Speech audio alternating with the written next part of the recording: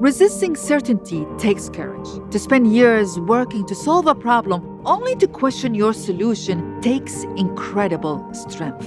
But we have to be bold enough to be wrong if we are going to make the world a better place. Dr. Nana Tuam Danzo is a public health and preventive medicine physician. She's the founder and CEO of MAZA, a social enterprise that provides transportation for urgent medical needs to rural communities in Ghana.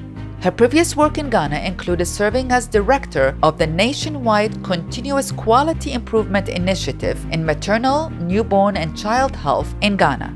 She began her career as the Task Force for Global Health in Atlanta, Georgia, where she worked on research, program implementation, and policy development for several neglected tropical diseases. She is currently Senior Vice President Global at the Institute for Healthcare Improvement. Hello, Dr. Tuam Danzo. Hi, Zainab. Tell us about the problems you set out to solve in Ghana.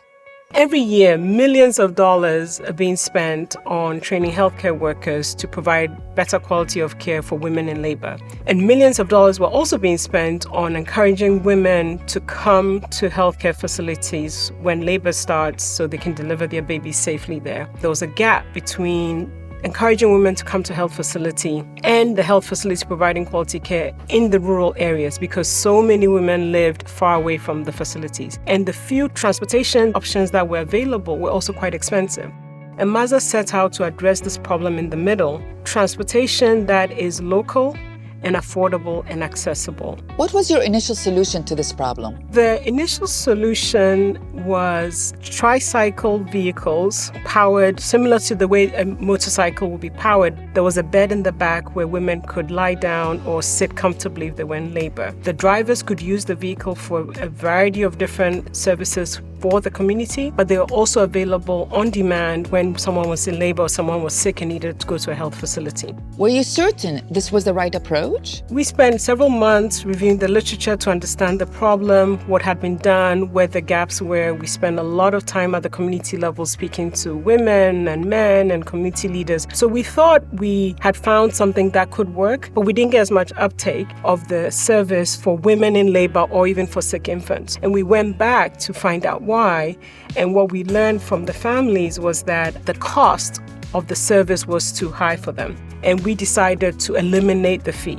But even when the service was for free, we didn't have as much utilization as we expected. The independent evaluation noted that women in labor who were accessing healthcare facilities for midwifery care had doubled in the space of a year. We didn't see that doubling in our MAZA data. The gap that we were trying to address, turns out it wasn't as much of a transportation or financial gap as it was people fully appreciating the risk of delivering at home.